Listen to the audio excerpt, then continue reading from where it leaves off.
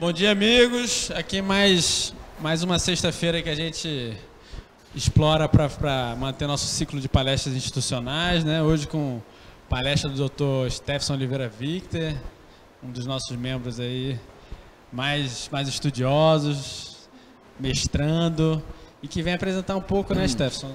Me corrija se eu estiver errado, um pouco ou muito do objeto da sua pesquisa, que você está aí dedicado, que tem como título os tribunais de conta como agentes reguladores da administração pública brasileira, né? É um tema importante na medida que a gente vai discutindo cada dia até a reformulação do institucional do modelo do controle externo, para explorar o máximo de sua eficiência, né? E o Ministério Público de Contas, como Tribunal de Contas, protagonistas dessa função, embora órgãos distintos, né, comungam da mesma função de controle externo junto com o Poder Legislativo, né? O evento de hoje também acaba servindo também como homenagem ao Dr. Eliseu Correia, que faleceu ontem. Para quem não sabe, o Dr. Eliseu foi Procurador-Geral de Contas do Paraná, um dos membros históricos mais importantes aí do Ministério Público de Contas, veio falecer ontem. E a comunidade do Ministério Público de Contas brasileiro se enluta novamente, né? Em pouco tempo a gente perdeu aí 2 faróis de atuação, né? nacionais do Ministério Público de Contas. Então também o evento de hoje não estava previsto para ser uma homenagem a isso, até porque não sabíamos, obviamente, que ia acontecer, mas calha que a gente faça essa lembrança, essa anotação, esse registro aqui, Stefson. E acho que nada melhor do que uma homenagem à altura de um tema tão instigante para a gente como o seu. Então, muito obrigado pela disponibilidade. Sei que você está nessa correria aí de mestrado, com processo, acumulando várias funções, registrando ali agora a chegada da doutora Deila. Então, obrigado aí por você ter achado um tempinho nessa tua agenda aí atarefada e contribuindo aí com o CEAF. Você vai fechar com o ciclo de palestras institucionais do ano, tá? Estamos fechando aí com chave de ouro, e que ano que vem a gente continue com essa iniciativa, né? Muito obrigado. Palavra com você. E só alguns avisos para quem já é habituê aqui, né, dos eventos do CEAF. Quem quiser fazer uma pergunta, só levantar a mão. O Bruno leva o microfone. É mais para efeito de gravação, de transmissão na internet do que para ser ouvido, porque acho que a gente consegue se ouvir perfeitamente aqui dentro.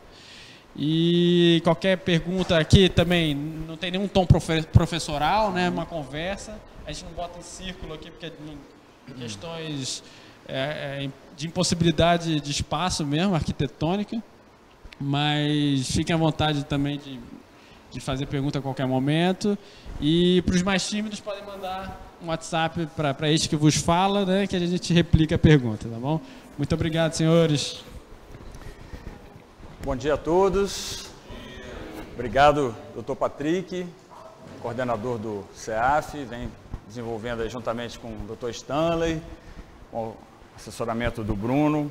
Excelente trabalho, a gente tem presenciado toda a movimentação que vem sendo feita. A gente está aí semanalmente sendo contemplado por um curso de contabilidade, responsabilidade fiscal. Temos instrutores de altíssima condição passando esse conhecimento para nós. E o convite que foi feito, eu agradeço. Obviamente que sei que o CEAF teria nomes muito mais proeminentes para estarem aqui, mas como nós somos prata da casa, a gente acaba tendo algum tipo de prerrogativa nesse sentido, né? Quero agradecer também o Dr. Felipe, que está presente, né? Retornando de merecidas férias hoje, a doutora Deila, o Dr. Stanley, o Dr. Patrick já falei. Os demais membros não estão na casa, né? Estão em missão externa. Quero agradecer aos colegas servidores, que sempre serão meus colegas, porque oriundo da carreira técnica eu era, e só fiz uma mudança de atribuições, né? Passei para o colegiado. Quero agradecer a presença da doutora Tereza, lá do tribunal, que nos honra com a sua presença aqui também. E dizer que aquilo que o Dr. Patrick já adiantou, que a gente aqui não tem a expectativa de dar aula para ninguém, né? A nossa intenção é trazer um tema para ser discutido e que nós possamos aqui conversar sobre isso. Como o doutor Patrick falou, ontem fomos surpreendidos com a notícia triste do falecimento de nosso colega do Paraná, realmente uma das maiores cabeças, que estava aí já recentemente aposentado, mas que um histórico de grandes lutas pelo Ministério Público de Contas. E não poderia jamais deixar de dizer que peço permissão nesse momento a esse que está aqui nos observando e que está nesse recinto com certeza, e em nossa memória, em nosso coração, que é o Dr. Antônio Maria Figueiredo Cavalcante, que nos deixou recentemente, mas que muito antes de a gente poder estar aqui concretizando isso, ele já foi idealizador dessa multiplicação de conhecimento. Sempre foi uma grande inquietude dele trazer para dentro do Ministério Público conhecimento, aprimoramento, aperfeiçoamento, e que todos nós pudéssemos realmente fazer o que estamos fazendo aqui agora, né? Trazer cada qual a sua contribuição e que isso se revertesse em prol do engrandecimento do órgão. Então, doutor Maria, peço permissão para estar aqui conversando com nossos colegas. Como o doutor Patrick falou, eu tenho, nos últimos 1 ano e meio para 2 anos, me dedicado à pós-graduação. Estou fazendo mestrado no CESUPA e a minha intenção com essa prorrogação, né, dos estudos, que acho que todos nós, de alguma forma, sempre estamos estudando, né, mas essa intenção de buscar uma formação ou uma titulação formal e acadêmica, ela veio de 2 fatores. Primeiro, que já era uma pretensão antiga, não permanecer sem esse contato com a academia. E segundo, que o nosso mistério diário, a nossa atuação, ela infelizmente ainda não é conhecida de grande parte da sociedade.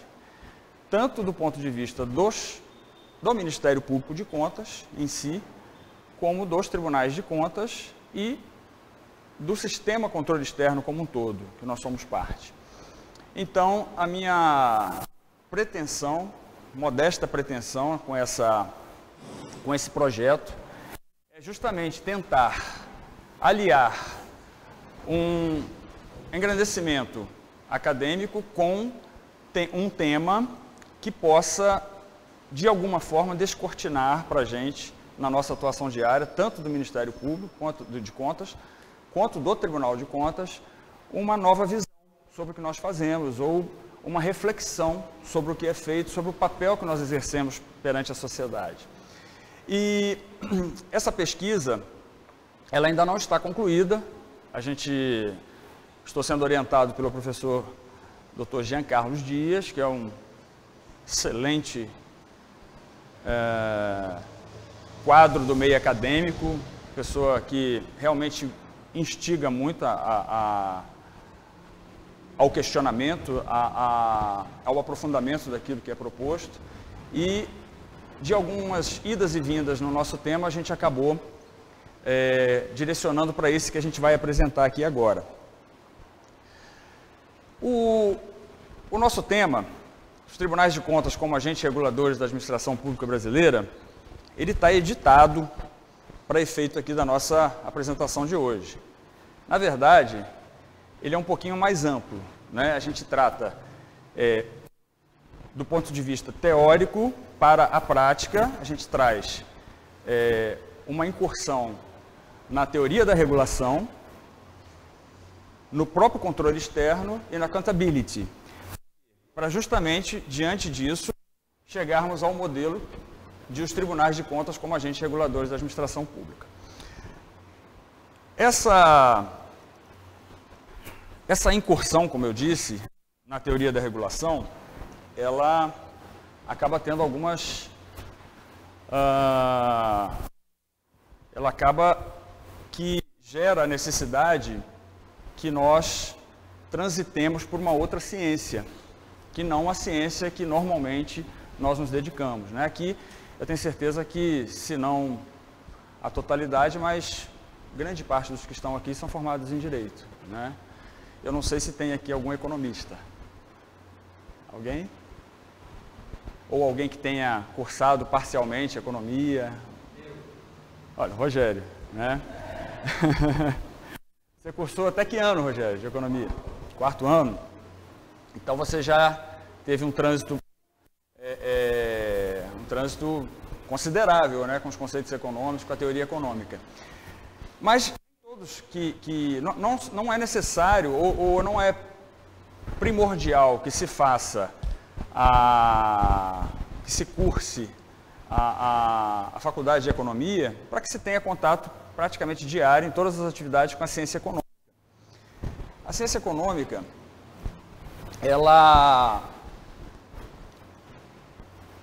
eu vou falar em linhas gerais, até porque não sou economista, mas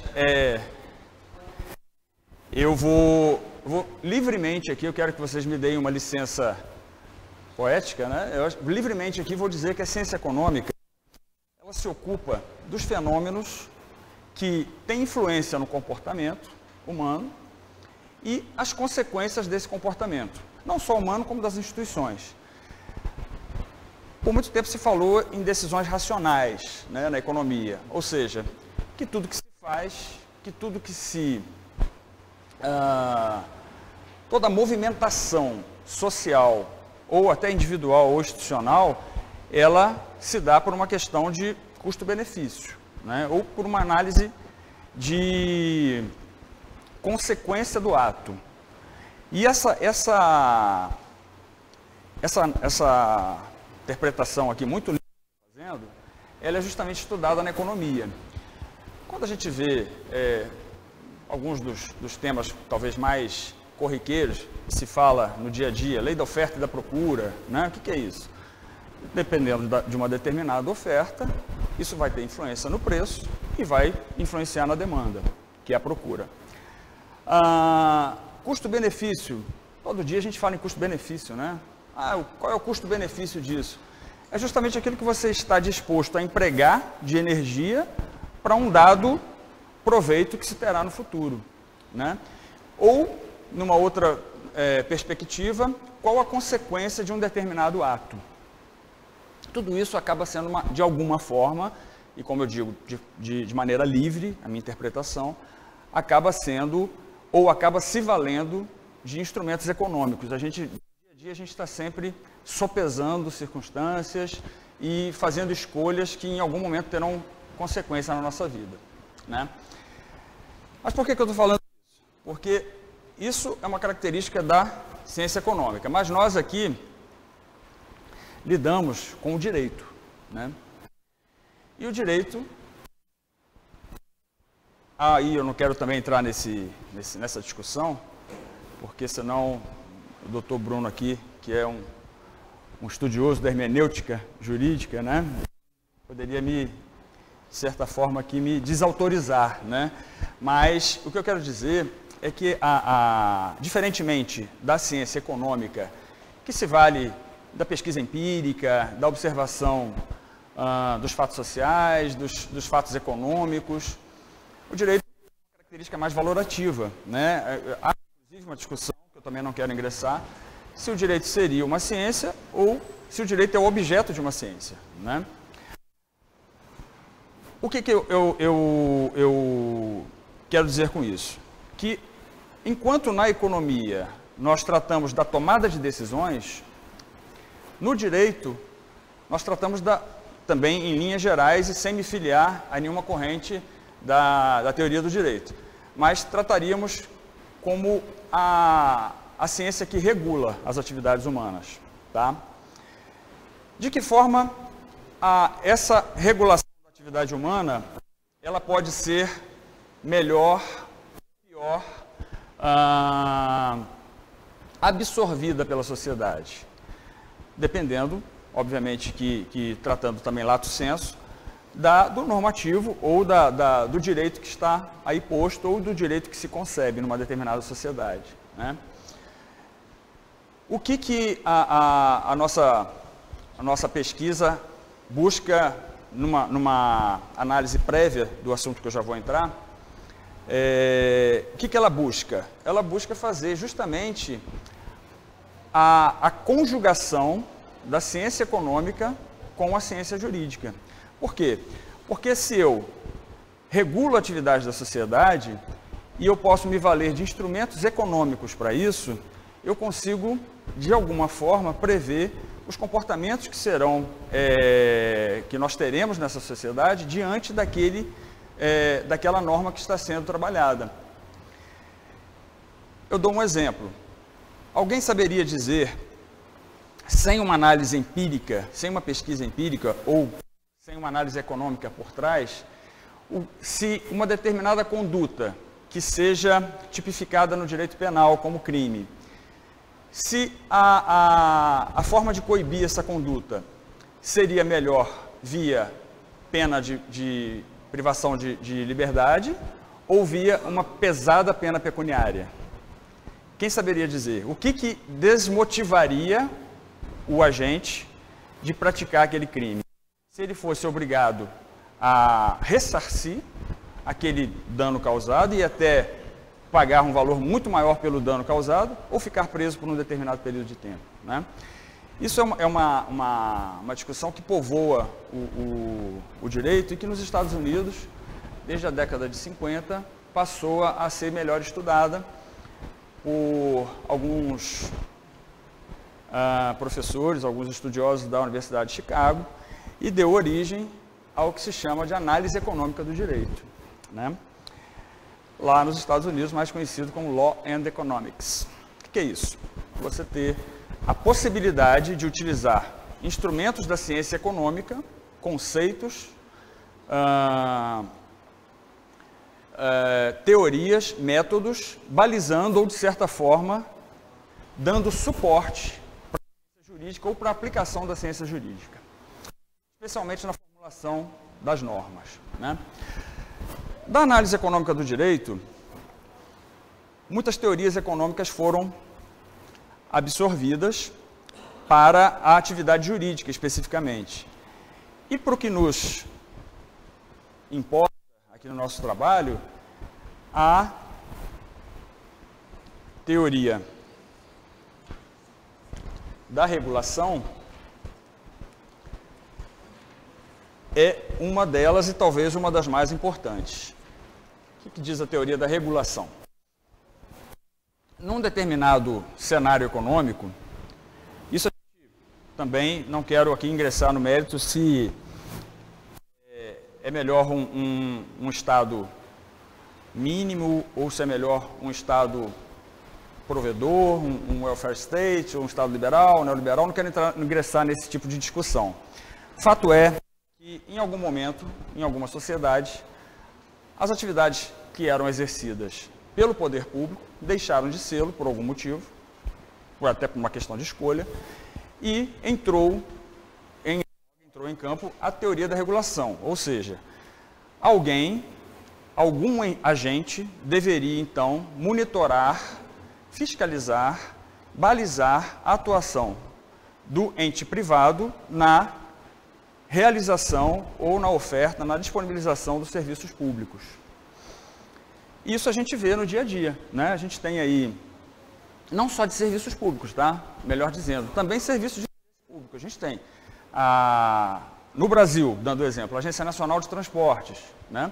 A Agência Nacional de Aviação. A aviação não é um serviço público, mas é um serviço que conta com concessão, tem o interesse da mobilidade do país. Então, assim, acaba tendo um interesse público em regular aquela atividade. Agência Nacional de Vigilância Sanitária, Agência Nacional de Saúde Suplementar.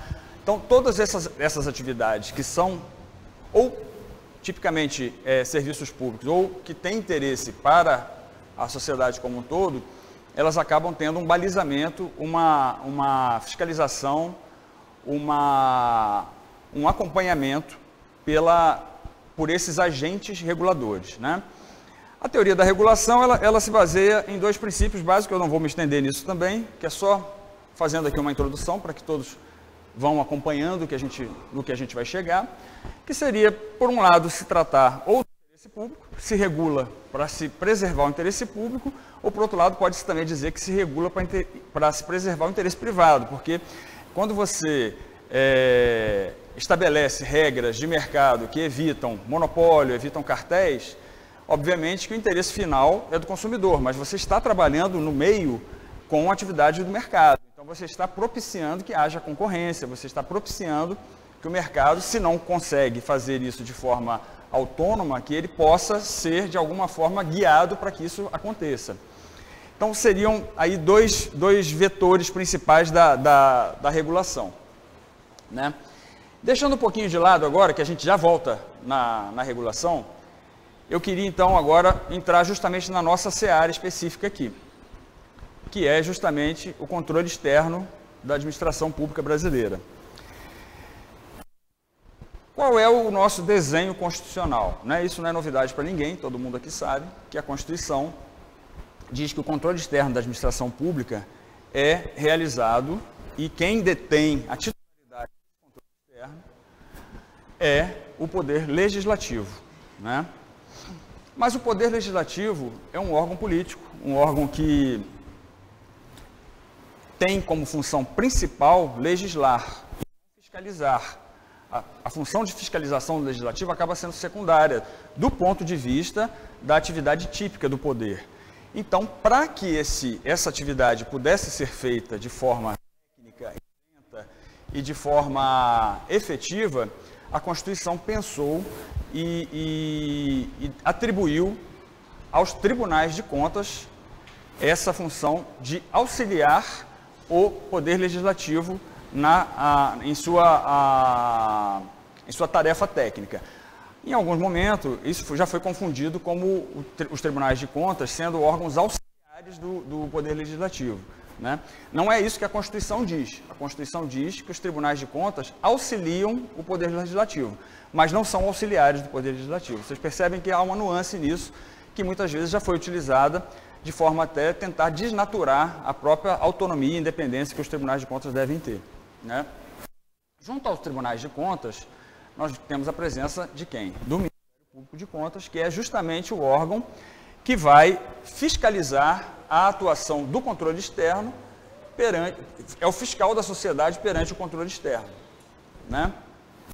Também não vou me alongar sobre isso, porque não é o nosso objetivo principal tratar da natureza, competência, atribuições de cada um desses órgãos.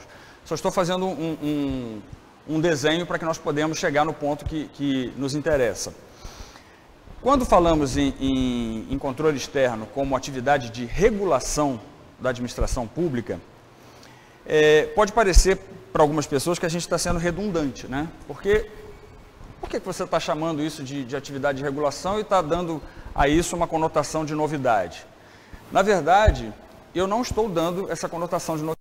O que eu estou fazendo aqui é mostrando que nós podemos, sim, diante do que eu vou já apresentar, reconhecer os tribunais de contas como agentes reguladores da administração pública brasileira. Eles não fazem, o papel dos tribunais de contas não é meramente um papel formal. Os tribunais de contas, eles têm uma possibilidade de avançar muito naquilo que eles fazem diante dos instrumentos que a Constituição já lhes garantiu e diante daquilo que nós vamos ver que se assemelha em muito ao que se atribui às próprias agências reguladoras. E que essa semelhança não quer dizer que o tribunal tenha que agir como uma agência reguladora, não é isso. Mas que o modelo da agência reguladora ou do agente regulador, ele se aplica totalmente aos tribunais de contas, com as suas vantagens e também com algumas desvantagens, né?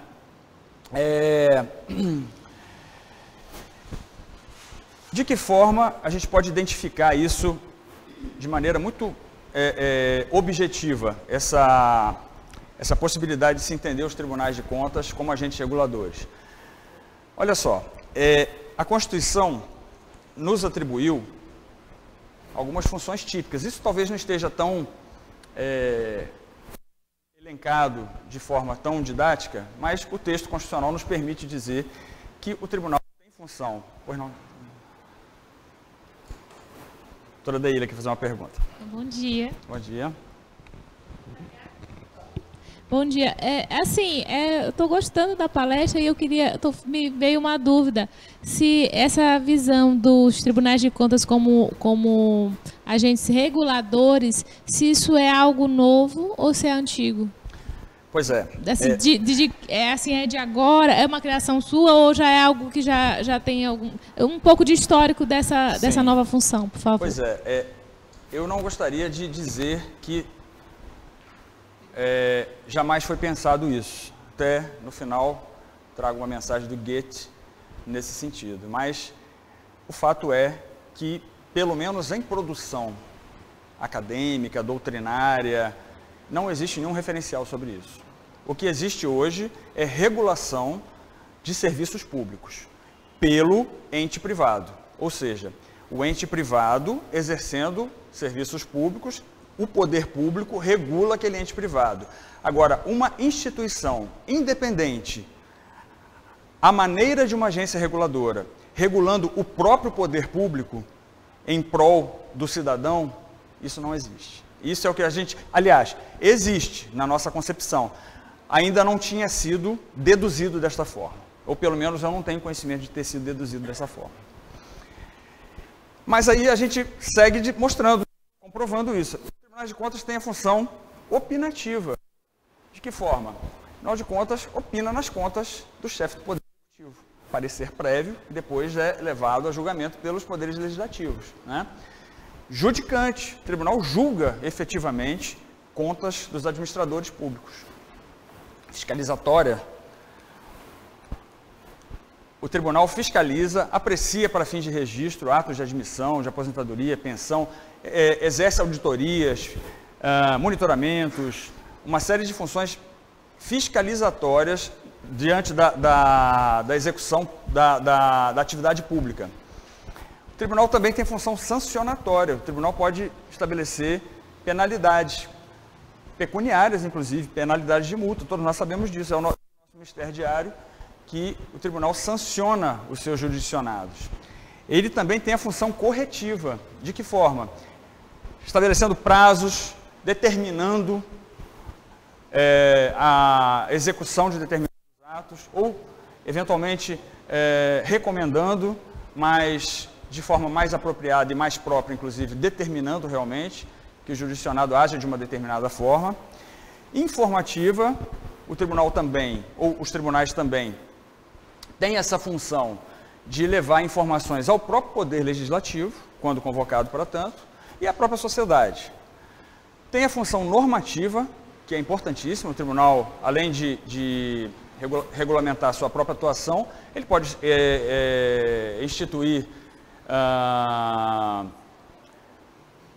instituir atos normativos que regulem a própria atuação do ponto de vista procedimental e com alguma ressalva, mas assim, de alguma forma, inclusive material da própria atuação do poder público. Consultiva, que é uma das principais, né, o tribunal se manifestando sobre dúvidas de seus jurisdicionados.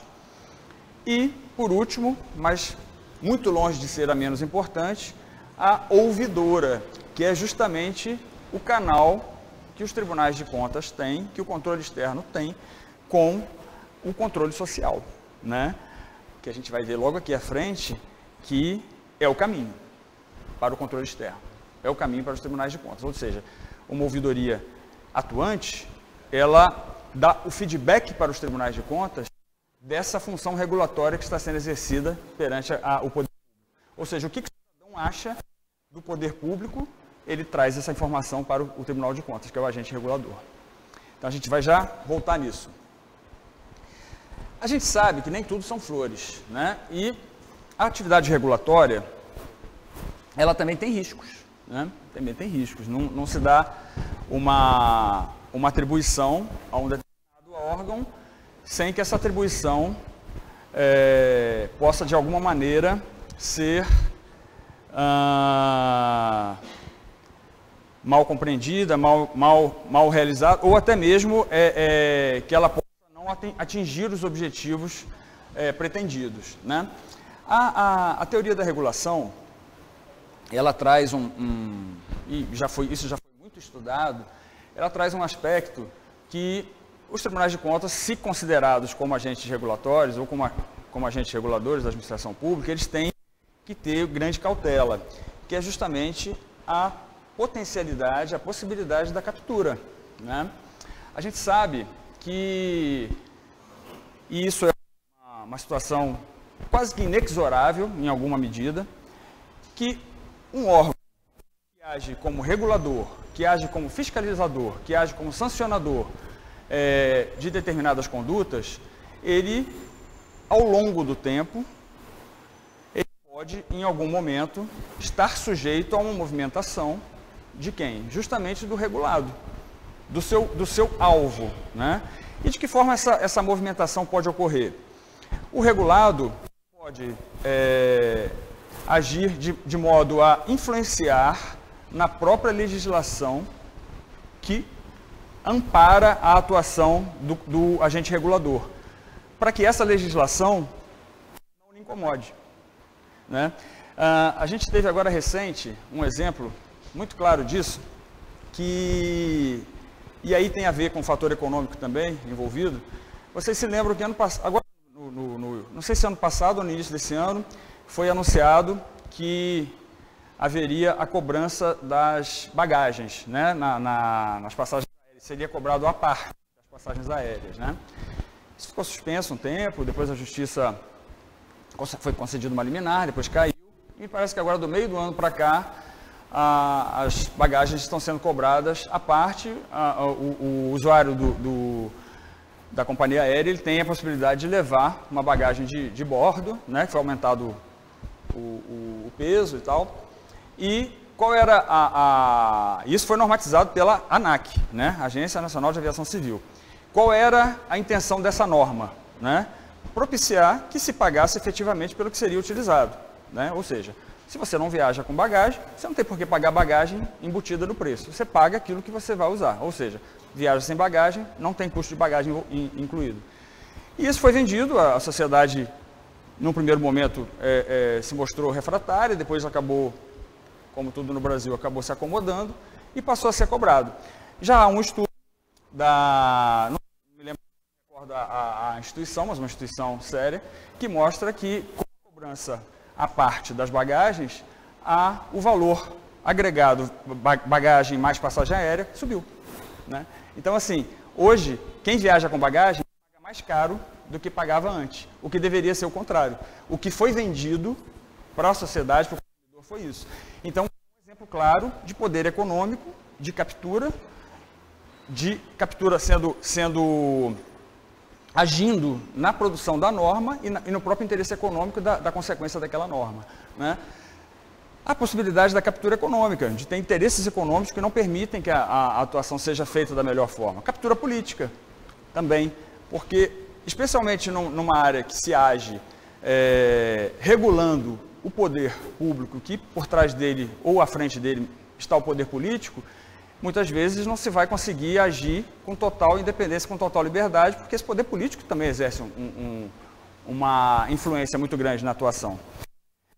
A própria captura técnica, né? A gente está aqui hoje com um quadro de servidores, tanto do Tribunal quanto do Ministério Público. Alguns chegaram depois, eu já tinha feito menção à Tereza, mas estou vendo aqui vários servidores, vários analistas do Tribunal, e agradeço inclusive a presença de todos.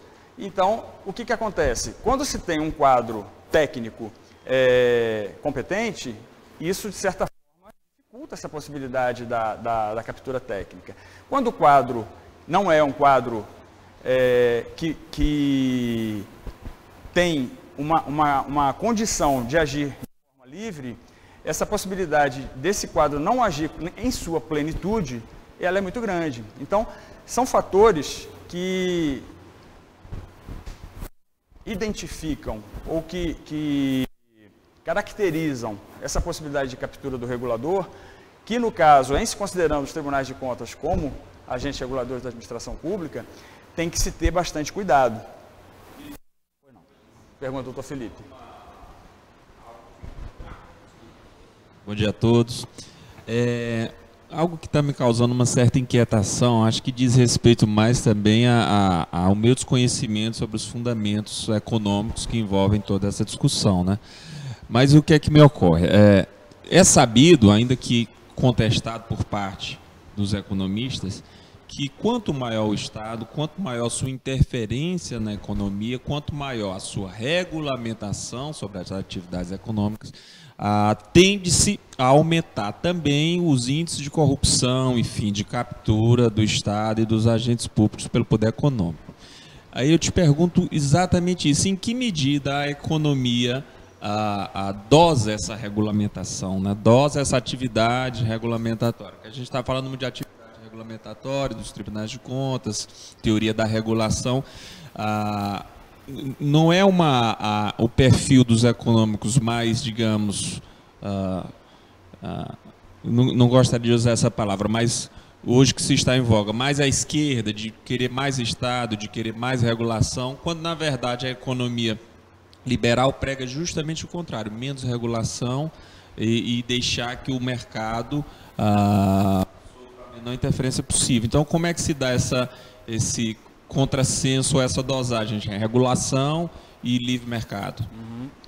É muito boa a sua pergunta, porque justamente isso, quando a gente enfrenta realmente essa teoria da regulação na sua origem, que é a regulação de mercado, né, é uma inquietação, uma dúvida relevante, que até hoje não existe uma resposta precisa, né? Existem modelos econômicos que, ora, são utilizados de uma forma ou de outra, né? Inclusive, na teoria da regulação, há uma corrente que diz que a melhor forma de regular é não regular, né? Agora, isso a gente está falando de setores do mercado que têm a possibilidade de se autorregularem, né? Por a questão da própria concorrência, da possibilidade de concorrência, ou da possibilidade de se ter efetividade na própria disponibilidade do serviço que está sendo regulado. O que no caso brasileiro, nos traz uma certa preocupação, né? Te dou um exemplo. Se nós não tivéssemos, por exemplo, na área de telecomunicações, né? Vamos falar especificamente de telefonia móvel, ou até de telefonia fixa, que seja, um agente regulador normatizando a forma das empresas de telefonia atuarem no país como um todo. Muito provavelmente, uma empresa que, inclusive algumas até multinacionais, ela não teria interesse em ampliar a malha de telefonia em locais onde não houvesse já uma demanda existente, né? Então, assim, a concessão é dada. Você vai ter realmente sul-sudeste, mas com obrigação de ampliar a sua malha no norte. Porque isso, o mercado sozinho dificilmente conseguiria administrar e trazer essa universalidade do serviço que está sendo regulado, né? Agora, concordo contigo plenamente, alguns setores não têm que ser regulados, porque esses setores já funcionam de uma forma perfeita e a própria concorrência já existente, nenhum risco de cartel, nenhum risco de monopólio, então ali o Estado realmente não tem que entrar. Ou até mesmo, e outra, que é decorrência do que eu estou falando, né? O poder, o empresário, o meio empresarial, ele muitas vezes não tem interesse em fazer investimentos estruturais, né? Porque esse investimento estrutural, o retorno dele é muito longo. Então, o que é? Ele quer pegar aquilo que já está pronto para poder já imediatamente explorar aquela atividade econômica. Se você diz para, por exemplo, uma concessionária de uma determinada rodovia, que ele vai ter que reformar todo o asfalto, construir postos construir acostamento, construir divisória, guarda-reio e tal, sinalização vertical, horizontal, muito provavelmente aquilo pode não interessar a iniciativa privada. Mas se a concessão tiver como seja obrigatório que o concessionário realize, aí, de fato, essa atividade acaba sendo concretizada, mas não por um movimento natural do mercado, quero dizer. Então, assim, isso a gente falando de mercado, né? Quando a gente trata aqui do serviço público fiscalizado ou ofertado, oferecido pelo poder público e fiscalizado pelo agente regulador controle externo, Tribunal de Contas, aí acaba sendo uma situação que não tem alternativa, né? Porque isso, de fato, o poder público é quem vai fazer. E se não tiver um agente regulador, uma fiscalização sobre isso, aí a gente realmente não dá para dizer, voltando no argumento econômico puro, né, que haveria ali um equilíbrio natural, porque aí a premissa já não seria válida, né? Então, assim, ainda que concordando que realmente para efeito de mercado, de economia, falando da economia como ciência aqui apartada disso que nós estamos tratando, né, de fato a regulação ela muitas vezes não é interessante, mas nesse caso aqui do serviço público prestado pelo próprio poder público, ela é necessária. E aí a gente vai entrar, falando disso, num outro conceito, um conceito que tem relação com aquilo que eu falei ali atrás, que era da função ouvidora do tribunal, da função de interface com o controle social, que é a accountability, que é uma palavra inglesa que não tem tradução exata para o português, mas que nesse conceito de accountability está presente a noção de responsabilidade, de prestação de contas e de transparência, que é tudo o que o Tribunal de Contas ou os tribunais de contas, como agentes reguladores, devem cobrar da administração pública. E é tudo que o próprio agente regulador também deve demonstrar, né? Não adianta o agente regulador cobrar uma atuação do poder público e ele próprio não ter, porque também faz parte do poder público, né? Ele próprio não demonstrar essa submissão a esse conceito, né? E para alcançar a excelência, né, em accountability, é que a gente vem trazendo aqui algumas medidas ou algumas propostas que já estão, inclusive, em andamento e que eu tenho certeza que elas poderão trazer essa visão de órgão regulador e de órgão que propicia a accountability, a maior eficiência da administração pública, de um modo mais claro para a sociedade, né?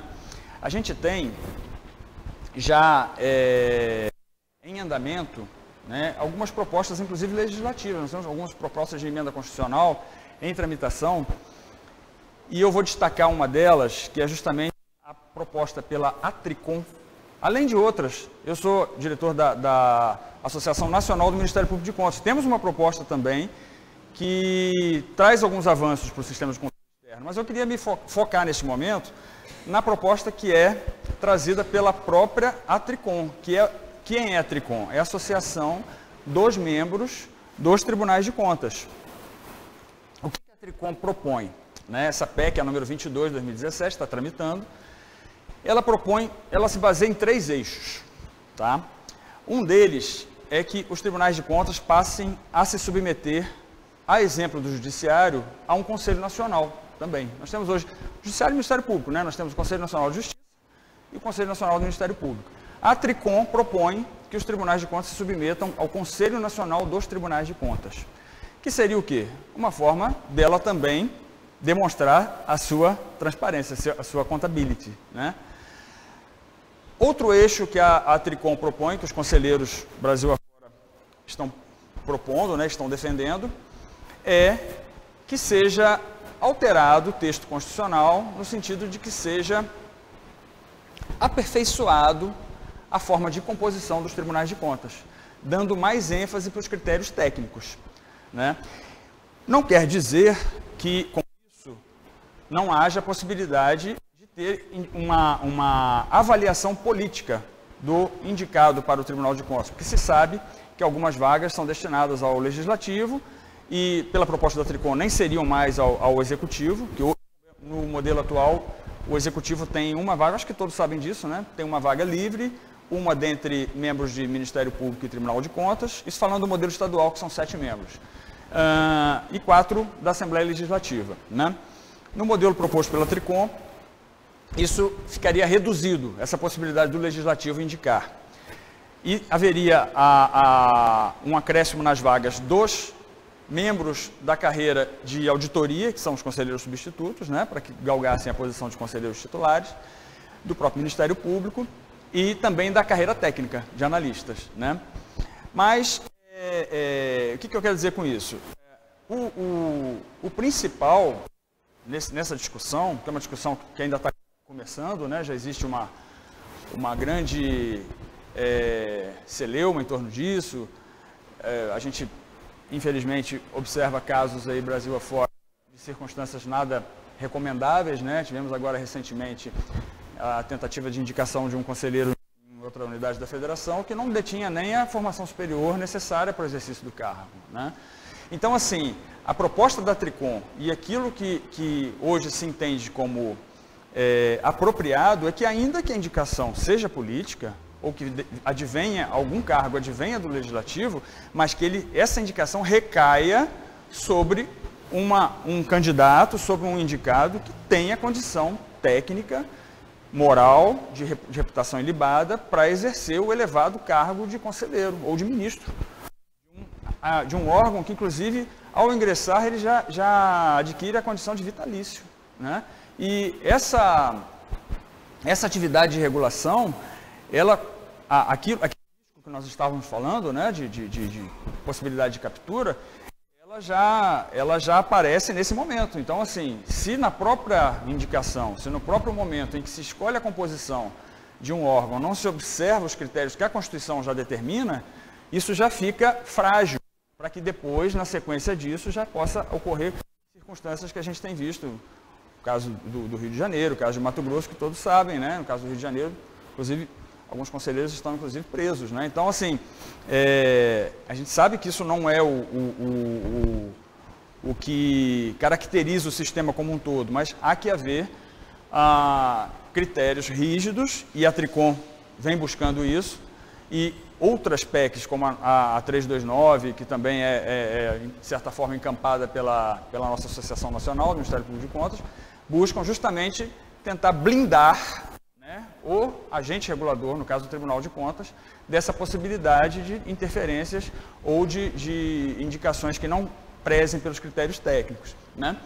E a terceira frente que a Tricom busca implementar com essa PEC é justamente o processo unificado de contas, né?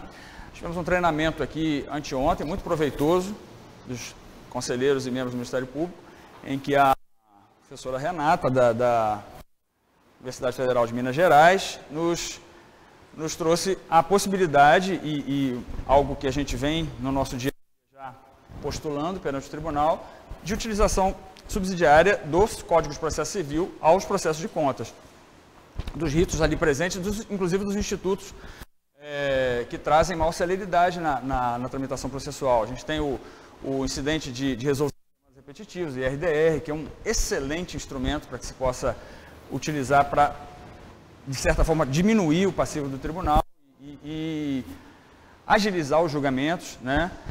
A professora Renata tratou também teve bastante também a questão da fundamentação das decisões, que é muito importante, né? Porque uma decisão fundamentada, uma decisão em que a ratio decidente esteja presente, esteja evidente, ela é uma decisão que possibilita que haja depois o exercício, né, do princípio ou do sistema de precedentes, né? Você não consegue estabelecer um sistema de precedentes se você não tiver decisões fundamentadas, decisões que tragam a ratio decidente de forma clara, para que se possa fazer todos aqueles critérios de distinção, até de superação de um determinado precedente, mas ele tem que estar presente e muito bem delineado, né? Então, essa proposta da Tricom, que também busca trazer um processo de contas unificado nacional, ela é muito interessante. Seria como se fosse um CPC dos tribunais de contas, né? Porque hoje o que existe, né? A gente que está nessa atividade associativa, vai num estado, existe um tipo de recurso. Vai no outro estado, o recurso é outro. Vai num determinado tribunal, o prazo é um. No outro tribunal, o prazo é outro. Então, isso dificulta muito a vida do jurisdicionado e traz insegurança jurídica, né? Então, isso já é uma demanda antiga, não é recente, mas essa PEC engloba essa vertente também e é muito importante que aconteça para justamente a gente ter segurança jurídica nas decisões dos tribunais. Um outro aspecto que tá indo bem, gente? Tá todo mundo, tá? Alguém quer fazer algum questionamento, alguma coisa? Não. Então, eu vou seguir que eu estou falando em propostas, né? Primeiro, a questão da proposta legislativa, né? Que, como eu estou frisando aqui, os próprios tribunais estão preocupados com isso e estão trazendo essa necessidade de mudança, né? A gente tem, na sequência, que tem tudo a ver com a accountability, tem tudo a ver com a atividade de ouvidoria do tribunal, é o controle social. O tribunal tem que cada vez mais, ou os tribunais de contas têm que cada vez mais abrir a sua atuação para esse controle social. O controle social é aquele que dá o feedback, que dá o retorno da sua atuação, né? Se você tem como função fiscalizar a atividade do poder público no exercício do serviço público, se você não ouve o cidadão, que é o destinatário desse serviço público, você não sabe se aquele serviço público está sendo bem realizado. Não adianta fazer auditoria, não adianta fazer fiscalização, porque aquilo acaba não tendo o retorno necessário, né? Não se sabe se está realmente atingindo o seu público-alvo.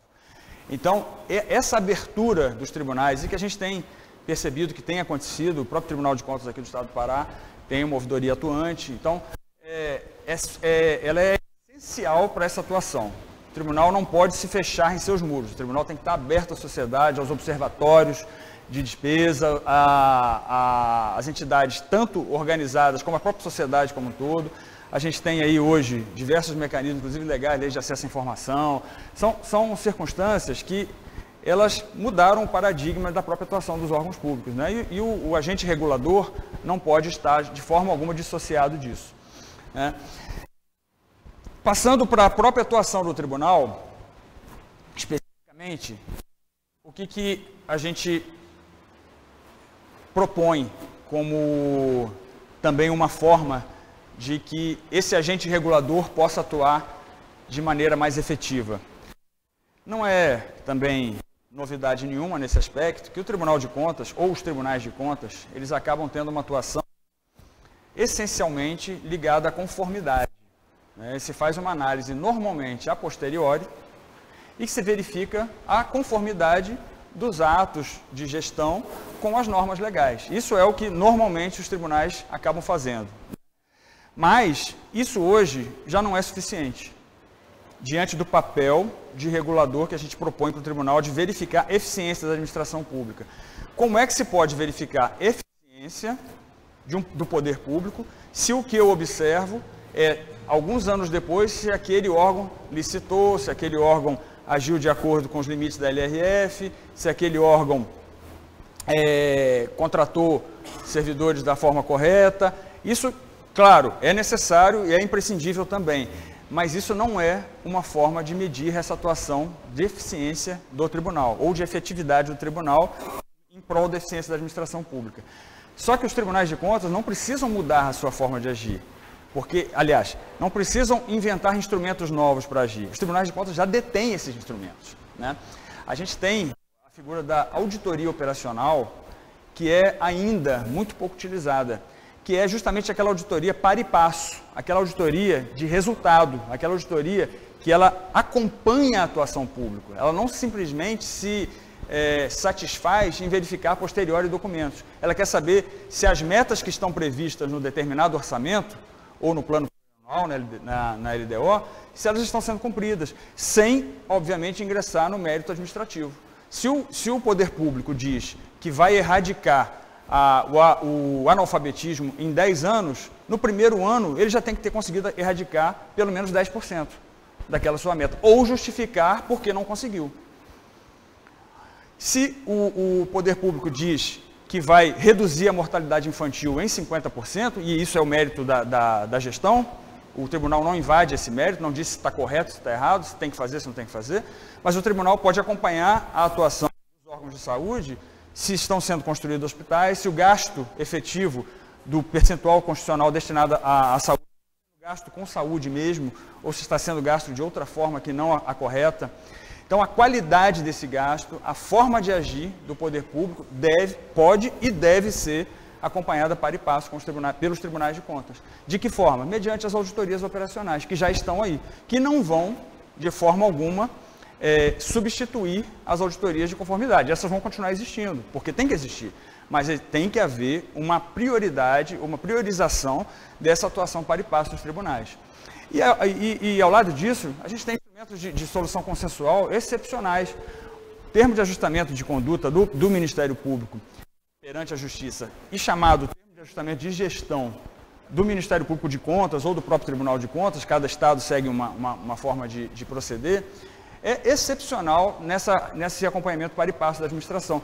Na medida em que se verifica que a administração não está seguindo aquilo a que ela se propôs, o Ministério Público de Contas ou o próprio tribunal podem propor uma solução consensual de modo que aquilo retorne para os trilhos, para que não seja sujeito a uma determinada penalidade do tribunal. Por quê? Muitas vezes para a sociedade, a penalidade posterior do tribunal, ela não tem validade nenhuma.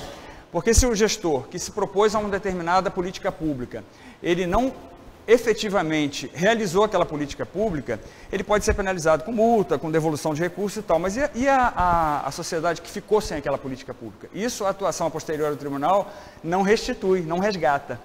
Então, essa forma de atuação para e passo, via auditorias operacionais, via solução consensual, mediante termo de ajustamento de gestão, ela é essencial, é um paradigma realmente que tem que ser utilizado pelos tribunais de contas e que tem tudo a ver, porque avalia custo-benefício, avalia tomada racional de decisões, tem tudo a ver com aquilo que a gente estava falando lá na frente, lá atrás, que é a análise econômica do direito, né? É justamente os mecanismos do direito, da economia, de certa forma balizando o próprio sistema jurídico ou o sistema jurisdicional do Tribunal de Contas. E por último, como também uma das propostas, ou melhor dizendo, seria proposta, uma constatação quase que óbvia, mas que é necessário que seja repisada, é que a sociedade, ela tem, perante o controle externo, um representante, um fiscal, dessa atuação do controle externo, né? E esse representante é o Ministério Público de Contas. Só que o Ministério Público de Contas, no Brasil como um todo, ainda há uma certa incompreensão com o papel desse órgão tão importante que a gente milita no dia a dia. No estado do Pará, a gente pode dizer que nós somos felizardos, né? Porque o Ministério Público de Contas aqui tem autonomia administrativa e financeira. Independência funcional nem se diz, né? Isso aí nunca foi sequer cogitado de se questionar, e mesmo no Brasil afora. Mas a autonomia administrativa, financeira e orçamentária de um órgão que é fiscal da sociedade perante uma atividade muito maior que é a de controle externo, ela é imprescindível. Não há como se conceber que um Ministério Público de Contas possa agir de forma livre se ele estiver atrelado em sua questão administrativa, orçamentária e financeira ao órgão perante o qual ele atua, né? Seria como se o Ministério Público de Justiça fosse um órgão subordinado ao Tribunal de Justiça. De que forma se poderia conceber a atuação independente, né? Ainda que se pudesse dizer que a atuação era independente, mas a independência sem autonomia administrativa e financeira, ela acaba não sendo real. Então, isso não toca especificamente a nossa realidade aqui, que eu volto a dizer, é uma realidade paradigma, que inclusive está sendo perseguida em todo o Brasil. Mas ainda não é uma realidade em outros estados do Brasil, infelizmente, mas que a gente vai estar tentando que, como eu disse no princípio, parece óbvio, né, mas está tentando que isso seja o mais rápido possível implementado. Então, a conjugação desses fatores, né, de proposta de aprimoramento do próprio sistema, de composição, a abertura para o controle social, a mudança de paradigma de atuação e o fortalecimento e autonomia total, independência total, autonomia financeira do Ministério Público de Contas são alicerces, certamente, que vão dar condição para que o sistema controle externo e os tribunais de contas possam exercer esse grandioso papel que a gente está está propondo de ser o regulador por excelência da administração pública. Para quê? Para que se tenha universalidade, efetividade dos serviços públicos e para que a administração possa realmente demonstrar e ter esse feedback da sociedade se esse serviço que está sendo prestado e até excluir ou afastar aquela visão ainda arraigada nas pessoas, no cidadão médio, de que serviço público é serviço ineficiente, né? Por quê? Porque nunca houve esse cuidado de se trazer essa análise de eficiência, sempre foi muito burocrática essa análise. E quando agora a gente consegue reconhecer nesse agente de regulação essa função de buscar eficiência, de trazer indicadores, de fazer pesquisas empíricas, realmente em relação ao resultado que está sendo atingido ou não na sociedade, a gente pode tentar construir esse modelo e esse papel para os tribunais de contas e a gente sabe que os tribunais têm muito a render. Os tribunais fazem muito, já obviamente que tiveram, com a Constituição de 88 especialmente, uma grande importância já reconhecida, mas a gente não pode se satisfazer com isso e tem sempre que tentar aprimorar, né? O que eu estou dizendo não é, como eu disse no princípio, não é nada que possa ser tido como uma ideia especial, como a doutora Deila me perguntou, né? Se é uma ideia minha, não sei, a gente avançou nessa pesquisa, né? Mas eu acredito que, na verdade, o que a gente, talvez no nosso inconsciente, a gente possa dizer, é que tudo isso que eu estou dizendo aqui, todo mundo sabe, né? De alguma forma. O que eu esteja fazendo aqui talvez seja só sistematizar aquilo que a sociedade clama, né? Que é uma instituição na qual nós todos trabalhamos, em que a gente emprega a nossa força de trabalho, que ela dê esse resultado para a sociedade que a sociedade espera e não pode mais se ver somente aguardando uma situação que virá no futuro. É para agora, é para já, e nós estamos aí para tentar implementar essa possibilidade, vindo de uma pesquisa acadêmica, mas, como viram, totalmente voltada para a prática, e que essa simbiose, que essa semente, né, que a gente está lançando aí, possa frutificar e realmente a gente, daqui a algum tempo, olhar para trás e dizer, poxa, quanto tempo a gente estava perdendo, né? O que era possível fazer e a gente não vinha realmente ainda exercendo a nossa plenitude. Então é isso, tá bom, pessoal? Obrigado.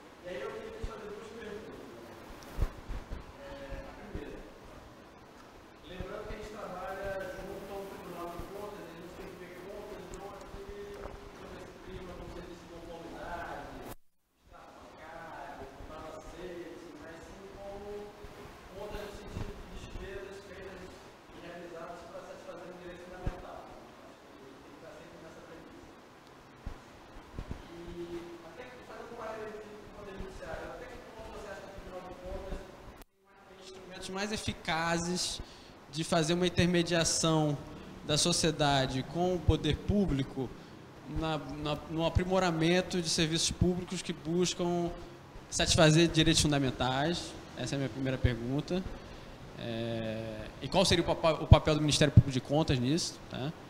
E uma segunda pergunta, eu acho que é mais uma provocação, é de que até quando uma desconformidade legal, sob o ponto de vista da análise econômica do direito, pode ser superada se mostrar economicamente mais eficaz, ainda que ilegal? Seriam essas duas perguntas. Tá. Obrigado, doutor Patrick. Perguntas muito interessantes. A primeira indagação, ela meio que traz aí uma reflexão em cima daquilo que a gente acabou de dizer, né?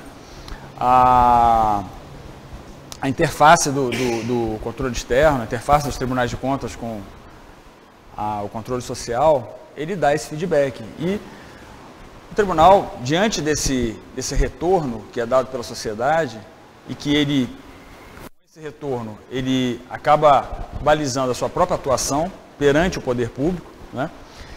Não é que, claro, temos que ter todo aquele cuidado com a questão do mérito administrativo, né, que ainda é um dos cânones aí nosso do direito público, né, de não invasão do mérito administrativo, querendo ou não, e isso é uma questão que a gente não tem como superar nesse momento, mas os agentes políticos, eles estão lá democraticamente escolhidos, né, e obviamente que se isso não acontece na prática, mas o crivo deveria ser exatamente programas, né, que estariam dispostos a exercer ou a brigar ou lutar por implementar.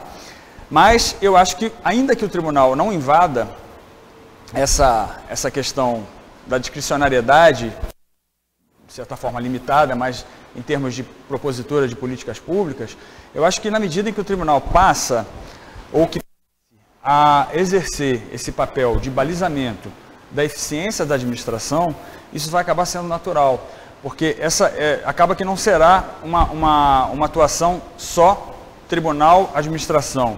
A administração também terá que trazer informações para o tribunal, e essa simbiose, essa atuação, ainda que o tribunal permaneça na sua função de controle e não se imiscua na realização das políticas, mas isso acaba que cria um compromisso moral, um compromisso pela boa governança, pela boa administração pública, né? A gente já tem hoje aí trabalhos do professor Juarez de Freitas, ele tem um livro que trata só disso, né? O direito à boa administração pública. É o que a sociedade espera. Então, se o órgão de controle ele pode influenciar de alguma forma nessa própria concretização dos direitos fundamentais, eu acho que ele não pode se furtar disso. Ele deve sim atuar dessa forma. E a segunda pergunta é muito interessante também, a questão da legalidade estrita, né? E ali o choque com eventualmente uma circunstância fática que demonstra até um resultado melhor, né? Eu acho que isso também vai demandar esse amadurecimento da questão, porque hoje nós estamos muito ligados nessa questão de norma. Norma, cumpriu a norma, tudo bem, não cumpriu a norma, ainda que tenha sido uma alternativa muito interessante ou de um resultado muito interessante para a sociedade, a tendência é que os órgãos de controle, de certa forma, ali considerem aquilo ali como uma irregularidade absoluta, né? Então, assim, eu acho que na medida em que esse mecanismo de análise da eficiência da administração pública, ele ganhe espaço, essa questão muito ligada ao positivismo, essa questão muito norma, muito tudo ou nada, né? Ela deixa de existir, ela passa a ser relativizada em prol da sociedade, que é o fundo daquilo tudo que a gente está falando aqui. Tá? A minha questão, assim, até um complemento ao que Patrick e vocês estavam falando, de como esse agente regulador, como é que o Tribunal de Contas vai exercer sem entrar no mérito administrativo, a meu ver a resposta é muito fácil. A questão das leis orçamentárias. Porque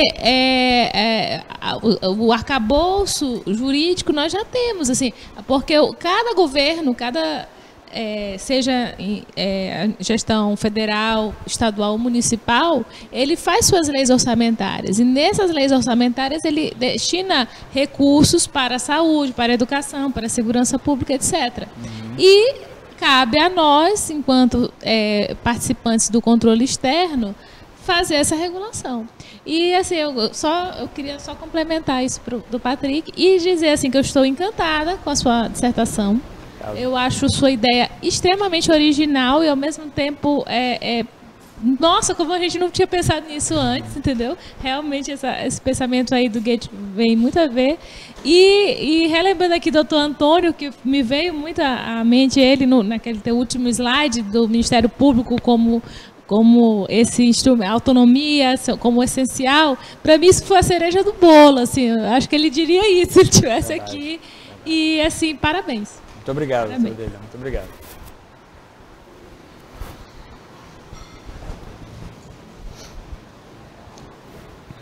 Na verdade, não é uma pergunta, é mais uma inquietação.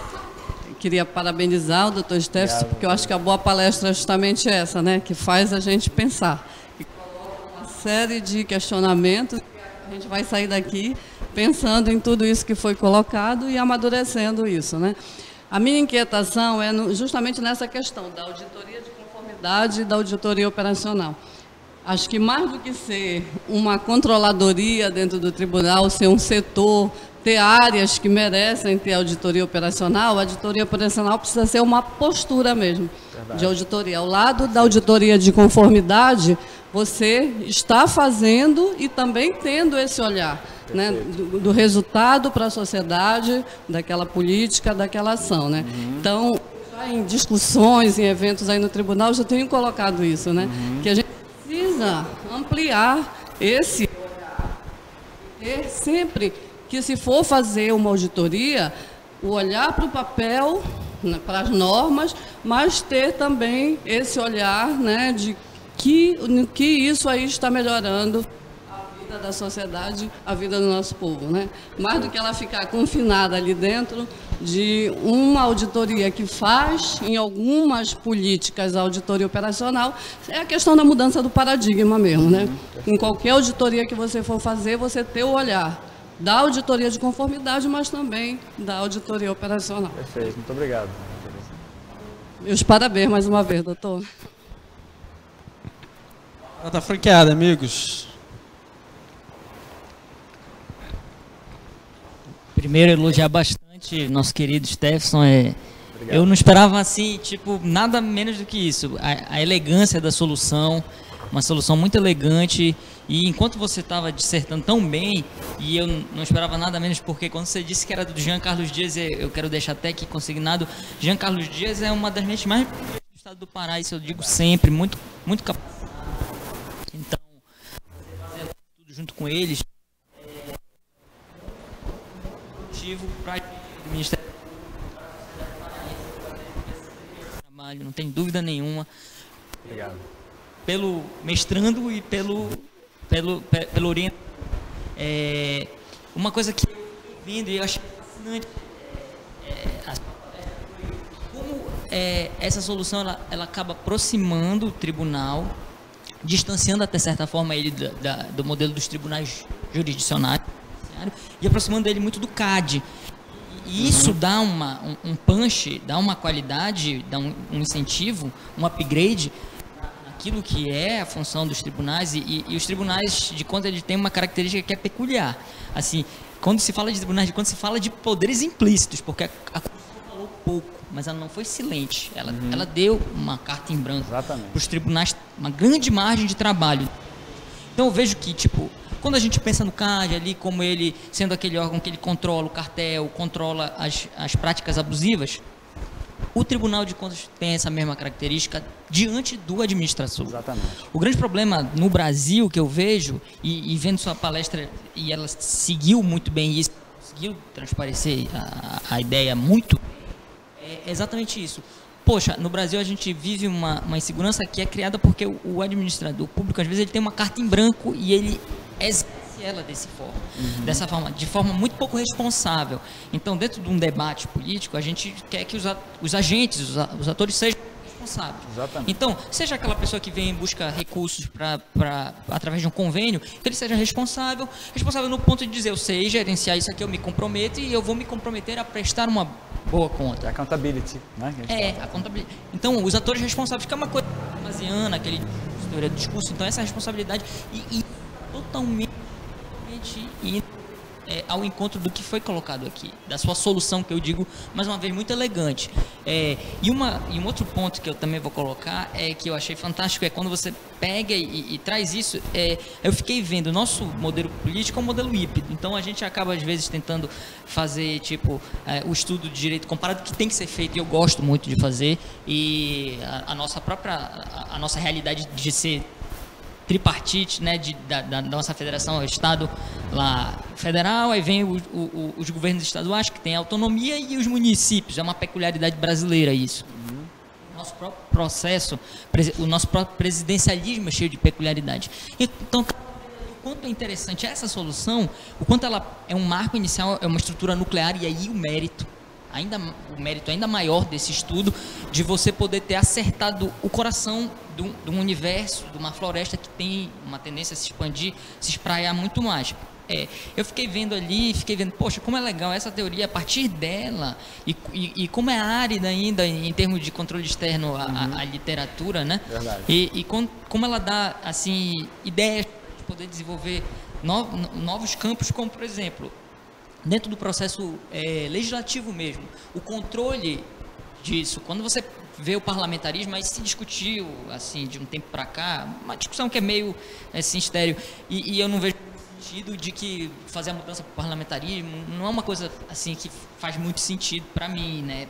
Para algumas pessoas pode fazer sentido, mas, assim, o que algumas coisas são muito boas do parlamentarismo, principalmente no Reino Unido, é que você consegue ter o voto de descrédito, aquele voto que desacredita o administrador que faz uma má administração, ou seja, ele se torna muito impopular, e às vezes através de relatórios que são colocados dentro da estrutura deles de controle interno e externo, ele consegue ser desacreditado. Então, através dessa função que o tribunal pode ter, ele pode gerar relatórios, aí aquela função de informação, aí a ouvidoria, e ele gerando esses instrumentos, lógico, existem instrumentos da conta anual, mas a gente seria leviano, até um pouco ingênuo de acreditar que isso está próximo, está palatável para o homem comum, para o homem do povo, mas através de uma função como essa, e poder, lógico, de legiferenda, porque não é uma coisa que tem, da gente poder fazer uma anotação, como se fosse uma cartela de anotações do gestor, dizendo, olha, você tomou uma anotação aqui porque a sua prática foi considerada abusiva,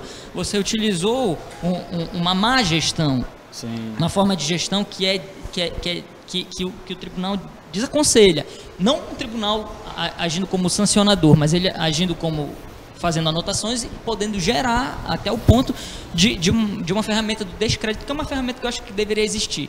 Assim, o grande problema é que tipo, o gestor vem, ele pega por 4 anos, e aí a gente a mercê de um gestor que ele é incapaz para aquele mister, que é o mister público, da coisa pública. E a captação, pegando um ganchinho aqui do que o Felipe falou, acaba que a captação, eu não diria nem que a captação no nosso sistema atual, é uma seletividade. Pessoas mais mal intencionadas, elas têm a seletividade de saber para ali, porque ali elas vão ter todo o ferramental, o mecanismo de não serem apanhadas. Então, com isso aí, com essa evolução, buscando sempre estar na vanguarda, como eu sei que é a sua característica, a gente consegue ver muitas luzes. Eu sou um otimista, né? Não tenho muito essa coisa de, tá, porcaria. Vai sempre melhorar. E vendo isso, vendo quanto a academia e a prática elas têm que estar andando de mãos dadas, a gente vê que o Brasil é um país de pessoas brilhantes, é um país que tem um futuro brilhante, e essa coisa da corrupção, isso eu acredito que vai ser uma página na nossa história. Obrigado. E que a gente vai caminhar cada vez mais para a grandeza que esse Estado brasileiro merece. Maravilha. Meus parabéns. Obrigado. Alguém mais?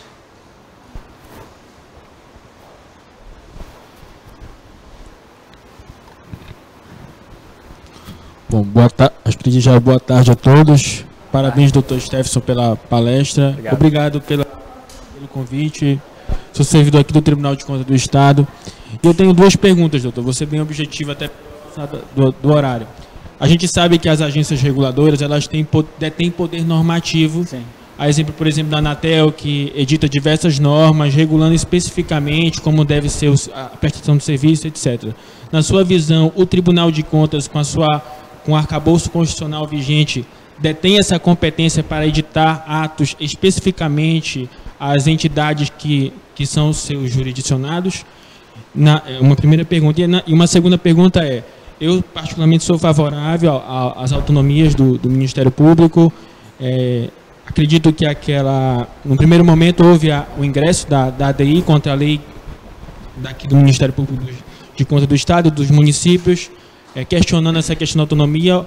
O próprio PGR mudou o seu posicionamento, mas nós verificamos que diversos tribunais de contas, Ministério Público de Contas, eles sofrem com essa questão muitas das vezes nem tem a sua composição completa. Por exemplo, o MPC junto ao Tribunal de Contas do Mato Grosso do Sul. Atualmente lá só tem 2 procuradores. E eles tentam, por exemplo, realizar concurso, mas não conseguem pela questão Aí, meu questionamento, que eu faço para vocês, mas estendo aos demais membros, se na concepção de vocês, vocês enxergam a curto ou longo prazo uma possibilidade de melhora desse quadro ou não? Pela conjuntura política atual, que a gente vê que, por exemplo, a Lava Jato já está sendo totalmente barrada e tudo, se na visão de que, inclusive, todo esse processo, foi o próprio procurador do TCU que deu aso lá à questão das pedaladas, etc., se na concepção, na sua visão, a curto ou médio prazo, você enxerga um panorama de mudança? Minha pergunta. E parabéns pela excelente palestra. Obrigado. Obrigado pelas perguntas. A primeira indagação, eu acredito que ela parte de uma premissa que existe um poder normativo mínimo no tribunal. Hoje, o tribunal consegue expedir instruções normativas, em consulta, ela acaba tendo característica normativa também, a resposta a essa consulta, ela acaba de alguma forma balizando a atuação dos jurisdicionados. Mas eu acredito que com a evolução desse entendimento dos tribunais como agentes reguladores, isso possa ser incrementado. Porque hoje, você bem disse, a agência reguladora típica, né, ela é quase um legislativo, né, e ela não pode chegar ao ponto de legislar como se fosse o poder legiferante por excelência. Mas ela tem um poder normativo considerável, né? Ela é quase um executivo porque ela precisa implementar aquela norma. Ele é quase um judiciário porque ela sanciona, né? Então, assim, a agência reguladora, tipicamente falando, e até a autonomia, né, que acaba tendo seus dirigentes e tudo, ela, na sua concepção, ao menos em termos de modelo, ela já dispõe de um arcabouço que a gente imagina que os tribunais possam, com as suas características que são similares ou até um pouco mais, diria, com garantias até maiores. Por exemplo, se você tem um mandato de um presidente de uma agência que não pode ser cumprido por um chefe do executivo, né? Você não decide e não está à disposição do chefe do executivo alterar aquilo, o que se dirá de quem tem vitaliciedade, né, no cargo. Então, assim, eu acho que esse modelo tende a crescer, esse modelo, na medida em que o legislativo interprete isso também como o auxílio técnico que a Constituição diz, né, que os tribunais devem exercer. Eu acredito que até esse poder normativo do tribunal tenda a crescer, porque hoje realmente ele acaba se limitando, na maior parte das vezes, em aspectos procedimentais, né? Não obstante, já haja aqui e acolá alguma circunstância que acaba balizando sim a gestão. E quanto à sua outra indagação, de fato é uma situação que nacionalmente nos preocupa, né? E eu acredito que essa preocupação não deva ser só do Ministério Público de Contas. Eu acho que a preocupação de perder legitimidade, de perder a atuação que é imprescindível para a própria jurisdição de contas, exercitada por um Ministério Público de Contas com composição coerente com as suas funções, independente e autônoma, deve ser uma preocupação dos próprios tribunais de contas, né? A gente aqui, como Ministério Público de Contas, a gente realmente luta por isso, pela associação, para que isso não aconteça. Mas eu acho que essa luta, essa atuação imprescindível, ela tem que ser, sim, encampada, e acredito que esteja sendo, e se não estiver ainda na medida em que a gente entende como ideal, ela vai acabar acontecendo, porque o controle social, ele dá esse feedback para o tribunal, né, a necessidade de você ter um órgão com atuação efetiva, porque, como você bem disse, em estados onde a própria quantidade de membros é ínfima, que atuação se pode imaginar que o órgão ministerial terá? Né? Então, assim, a Constituição dá a atribuição, a legislação confere os poderes, mas a própria condição física e material, ela tem que existir. Né? Então, a gente sabe que isso não acontece em alguns lugares, né? Infelizmente. Mas a luta deve ser de todo o sistema de controle externo para que isso exista.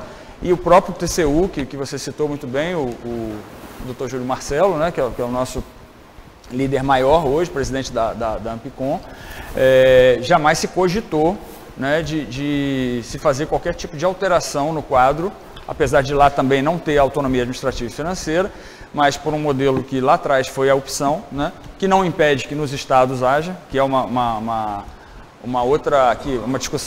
discussão para outra oportunidade, mas que eu posso adiantar aqui, que o modelo federativo ele não impede que os estados se organizem da melhor forma como lhes convier, né? Então, assim, o estado do Pará é perfeito nesse aspecto, tanto que o PGR depois, em sede de custos legis, na DI que ele mesmo tinha proposto, ele se redimiu e mostrou que o modelo é esse. O modelo que tem que ser seguido é o nosso. Né? Então, assim, a gente espera que isso se espraie Brasil afora. Estamos ávidos por essa decisão do Supremo, que a gente tem absoluta certeza que vai consolidar a nossa posição de autonomia do Pará e nacionalmente. Tá? Obrigado.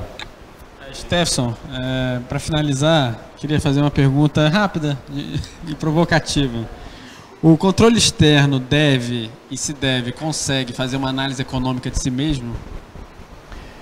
Acredito que o controle externo deve fazer essa análise econômica de si mesmo. Isso é um questionamento que a sociedade nos faz. Né? Nós que somos controle, e não falo só dos tribunais, Tribunais de Contas, o Ministério Público, todo o sistema. O sistema, ele demanda custo. Né? Esse custo é absorvido pela sociedade. Qual o retorno que nós damos para a sociedade?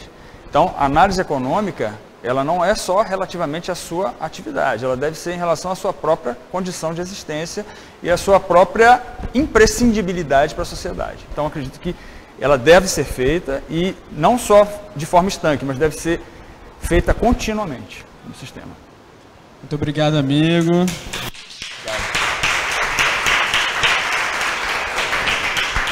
O interesse pelas perguntas demonstra o brilhantismo aí da palestra. Obrigado. E fico muito honrado de terminar esse ano aí do ciclo de palestras institucionais com você. E ano que vem a gente volta, né? Ano que vem a gente volta nesse mesmo lugar, esse horário a gente muda, mas nesse mesmo lugar. Muito obrigado, gente. Até mais. Obrigado.